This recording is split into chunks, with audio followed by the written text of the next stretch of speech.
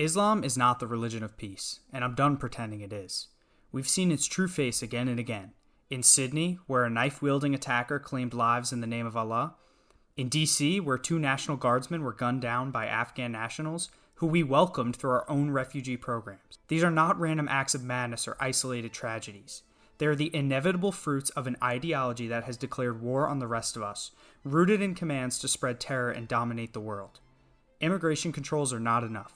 Trump's ban on entries from high-risk countries might slow the tide, but it will never stop it. Many terrorists are not imports. They're homegrown, born and raised in our cities, educated in our schools, radicalized in our midst through mosques, online propaganda, and community networks that too often turn a blind eye. The only real solution is mass deportation of those who adhere to this ideology. If you're a conservative and that shocks you, then you might not be as conservative as you think.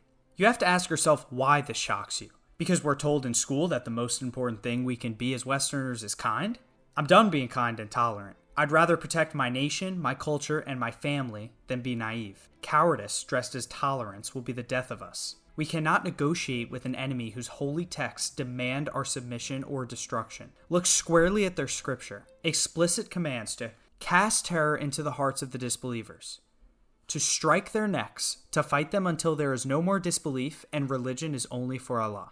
This is not a fringe interpretation. It's a direct quote. It's their core doctrine, echoed in verses that promise paradise for those who slay and are slain in the cause. What they call the, quote, moderate Muslim, who ignores these verses, reinterprets them, or fails to denounce them outright, is not a buffer against their extremism. That person is a silent enabler. They provide cover and legitimacy. In our churches, if someone showed signs of violence, if they preached hatred or plotted harm, we'd report them without hesitation. We'd involve authorities, and we'd protect the innocent. Yet in too many Muslim communities, these warnings are ignored, suspicion silenced, and radicals shielded under the banner of religious solidarity. The families know, the neighbors suspect, the imams preach fiery sermons, but the alerts never come. This code of silence allows the poison to spread unchecked. And the numbers don't lie.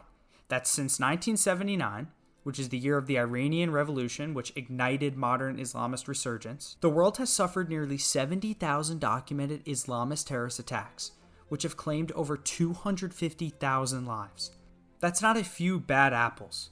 That's on average more than 1,500 attacks every single year for 40 years. Year after year, thousands of recorded incidents, bombings, shootings, stabbings, beheadings, all justified in the name of advancing Islam.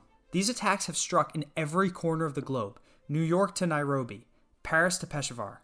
Whether it was the Charlie Hebdo attacks, Mumbai siege, London's tubes, Manchester's concert hall, Nice's promenade, the Pulse nightclub massacre, the Boston Marathon, San Bernardino. How many more landmarks must fall? How many more innocents must bleed out? If 9/11, the largest and most influential terrorist attack in modern history, didn't wake us up, what will? They fight with bombs today, demographics tomorrow, and demands for Sharia law day after day. How many more people must die? Will it need to be 2 9/11s, or 10, or 20, or 100 smaller ones that add up to the same horror?